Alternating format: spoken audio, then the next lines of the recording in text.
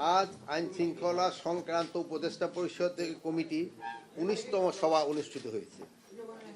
সভায় দেশের সার্বিক আইন শৃঙ্খলা পরিস্থিতি পর্যালোচনা, আসন্ন ত্রয়োদশ জাতীয় সংসদ নির্বাচনের সার্বিক নিরাপত্তার প্রস্তুতি, জুলাইয়ের সম্মুখ সারির যোদ্ধা শরীফ ওসমান বিন হাদি হত্যাকাণ্ডের ঘটনার মামলা, বিচার কার্যক্রমের অগ্রগতি, অপারেশন ডেভিল হান্ট ফেজ 2 এর অগ্রগতি পর্যালোচনা, অবৈধ লুট হওয়া অস্ত্র উদ্ধার, মাদক বিরোধী অভিযান জোরদারকরণ, সীমান্ত পর্যটন পরিস্থিতি সহ বিভিন্ন গুরুত্বপূর্ণ বিষয়ের আলোচনা হয়েছে। উপস্থিত সাংবাদিকবৃন্দ, অন্তর্বর্তীকালীন সরকারের দেশে শান্তি শৃঙ্খলা বজায় রাখতে বদ্ধপরিকর। বিশেষ করে আসন্ন নির্বাচনকে কেন্দ্র করে আইন শৃঙ্খলা পরিস্থিতি যেন কোনোভাবেই বিঘ্নিত না হয় সেই বিষয়ে আমরা সর্বোচ্চ গুরুত্ব আরোপ করছি। দেশের সার্বিক আইন শৃঙ্খলা পরিস্থিতি স্বাভাবিক ও নিয়ন্ত্রণে রাখতে দেশব্যাপী গোয়েন্দা নজরদারি বৃদ্ধি এবং আইন শৃঙ্খলা রক্ষাকারী বাহিনীর কার্যক্রম আরও জোরদার করা সহ অধিক সক্রিয় তৎপর থাকা এবং সকল বাহিনীর গোয়েন্দা তথ্যোপাত্য সমন্বয় করার কথা নির্দেশ দেওয়া হয়েছে। আসন্ন জাতীয় সংসদ নির্বাচনকে কেন্দ্র করে সর্বস্তরে আইন শৃঙ্খলা রক্ষাকারী বাহিনীর নির্বাচন সংশ্লিষ্টদের দ্রুত প্রশিক্ষণ সম্পন্নের বিষয়ে সভায় আলোচনা হয়েছে। নির্বাচনকালীন সময়ে আইন শৃঙ্খলা পরিস্থিতি নিয়ন্ত্রণে রাখতে সব বাহিনীকে সমন্বিতভাবে মাঠ পর্যায়ে আরও সক্রিয়ভাবে কাজ করার নির্দেশনা দেওয়া হয়েছে। নির্বাচনের সঙ্গে রাজনৈতিক কর্মসূচি ও প্রচার প্রচারণাকালে আইন শৃঙ্খলার পরিস্থিতি স্বাভাবিক রাখতে সব ধরনের ব্যবস্থা গ্রহণের জন্য সবাই নির্দেশনা প্রদান করা হয়েছে। আমি সাধারণ জনগণ সহ সংশ্লিষ্ট সকলকে অনুরোধ করছি, সবাই যেন নির্বাচনে পরিবেশ নিশ্চিতকরণে সহযোগিতা করেন এবং নির্বাচনী আচরণবিধি মেনে চলেন। বর্তমান অন্তর্বর্তীকালীন সরকার যথাসময়ে নির্বাচন অনুষ্ঠানে অটল। যারা নির্বাচন বানচাল চেষ্টা করবেন তারা ব্যর্থ হবে। এই বিষয়ে আইন শৃঙ্খলা বাহিনীগুলিকে আরও কঠোর হওয়ার নির্দেশ দেওয়া হয়েছে। এবারে জাতীয় সংসদ নির্বাচনে আইন শৃঙ্খলা বাহিনীর সদস্যরা আইন শৃঙ্খলা পরিস্থিতি অবনতি ঘটানো বা বাধাগ্রস্ত করার যে কোনো চেষ্টা প্রতিরোধ ও আইন শৃঙ্খলা নিয়ন্ত্রণে ভোটকেন্দ্রে যে কোনো সময় যে কোনো স্থানে প্রবেশ করতে পারবেন। সবাই সিদ্ধান্ত নেওয়া হয়েছে যে রাস্তাঘাট বন্ধ করে জনদুর্ভোগ সৃষ্টি করা যাবে না, তাহলে আইন শৃঙ্খলা বাহিনী তাৎক্ষণিকভাবে যথাযথ ব্যবস্থা গ্রহণ করবে। এই বিষয়ে ছাড় দেওয়া হবে না।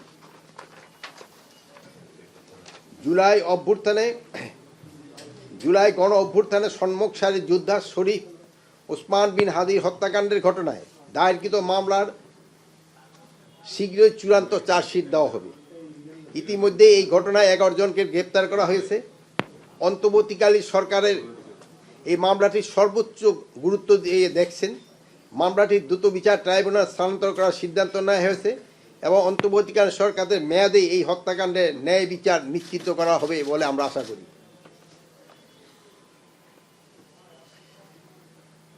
ভবিষ্যতে এইসব ঘটনা প্রতিহত করতে যথাযথ কার্যকর ব্যবস্থা গ্রহণের জন্য আইন শৃঙ্খলা বাহিনীগুলিকে নির্দেশ দেওয়া হয়েছে। অনেক সময় দেখা যায় যে সহযোগী শেষে ফ্যাসিস্ট এজেন্ট বা নাশকতাকারীরা যাতে বিভিন্ন রাজনৈতিক দলের মধ্যে অনুপ্রবেশ ঘটতে না পারে সেই বিষয়ে রাজনৈতিক দলগুলিকে সতর্ক থাকতে হবে। রাজনৈতিক দলগুলোর পারস্পরিক দোষারোপে নাশকতাকারীরা যাতে সুযোগ না নিতে পারে বা সেই বিষয়ে রাজনৈতিক দলগুলোকে সতর্ক থাকতে হবে এবং এই বিষয়ে আপনারাও তাদের একটু সজাগ করাবেন। গত 13 ডিসেম্বর 2025 তারিখ থেকে চালু হওয়া অপারেশন ডেভিল হান্ট ফেজ 2 অভিযানে গতকাল 4 জানুয়ারি 2026 তারিখ পর্যন্ত 14,569 জনকে গ্রেপ্তার করা হয়েছে। তাছাড়া এই অভিযানে 201টি অগ্নেয়াস্ত্র, 1541 রাউন্ড গুলি, 566 রাউন্ড কার্তুজ, 165টি দেশীয় অস্ত্র, গ্রেনেড, মর্টার গোলা, গান পাউডার, আতশবাজি, বোমা তৈরি উপকরণ ইত্যাদি উদ্ধার করা হয়েছে। এই সময় মামলার ওয়ারেন্ট মূলে প্রায় 19,235 জন সহ সর্বমোট 33,804 জনকে গ্রেপ্তার করা হয়েছে।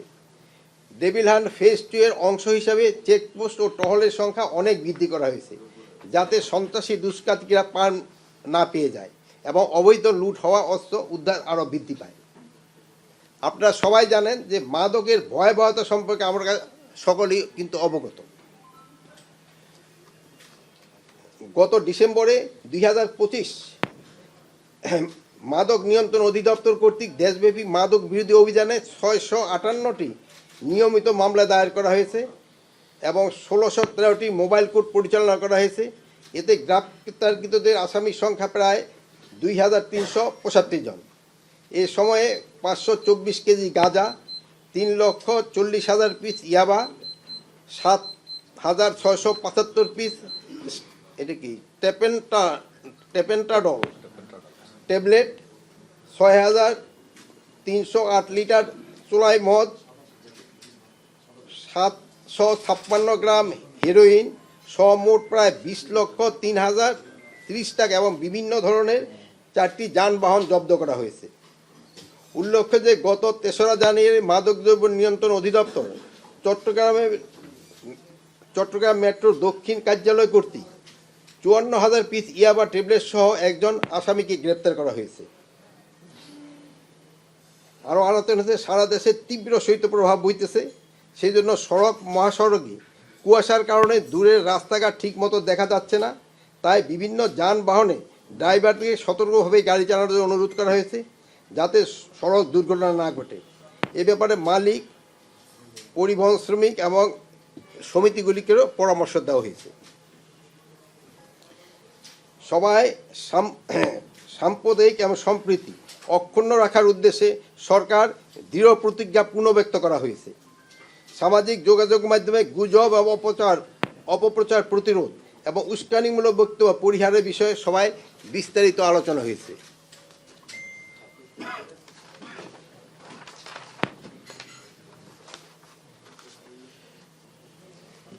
সবাই বাংলাদেশ মিয়ানমার সীমান্তে নিরাপত্তা নিশ্চিতকরণে, চোরাচালান, মাদক ও অন্যান্য অপরাধ দমনে কঠোর নজরদারি এবং পার্বত্য অঞ্চলে শান্তি বজায় রাখার বিষয়ে নিবিড় আলোচনা হয়েছে। ইতিমধ্যে সীমান্ত পার্বত্য এলাকায় নিয়মিত টহল এবং বিশেষ অভিযান জোরদার করা হয়েছে।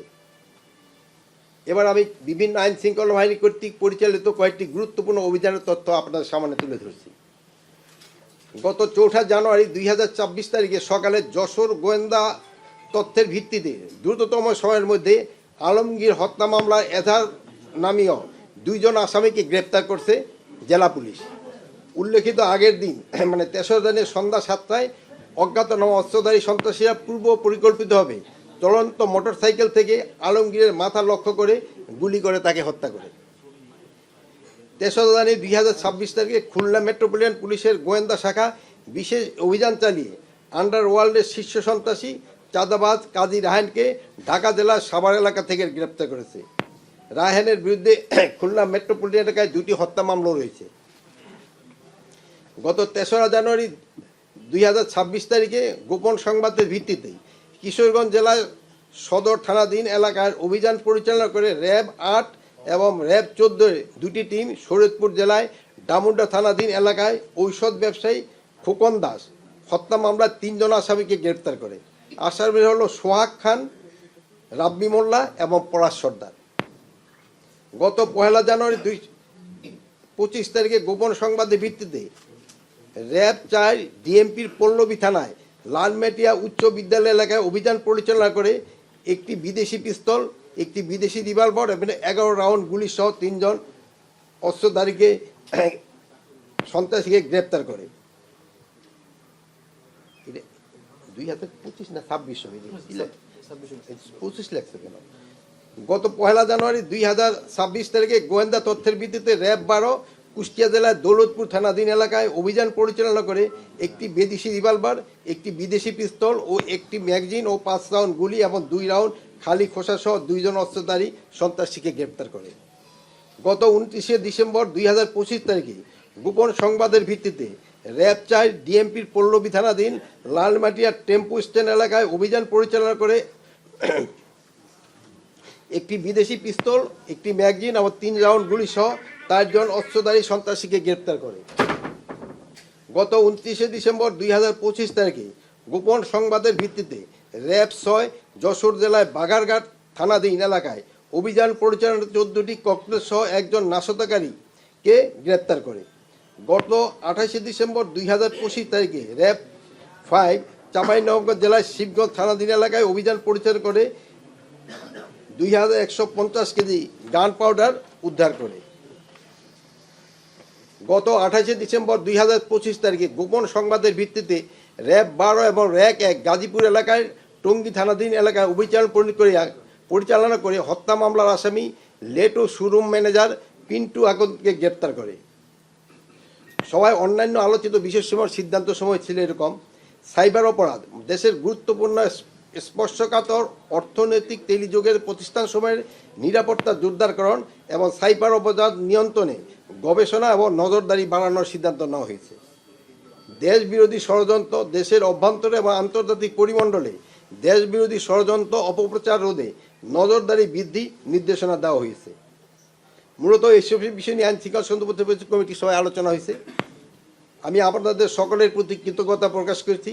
আপনাদের সকলের সহযোগিতা ছাড়া আইন শৃঙ্খলা পরিস্থিতির এই স্থিতিশীলতা বজায় রাখা সম্ভব নয়।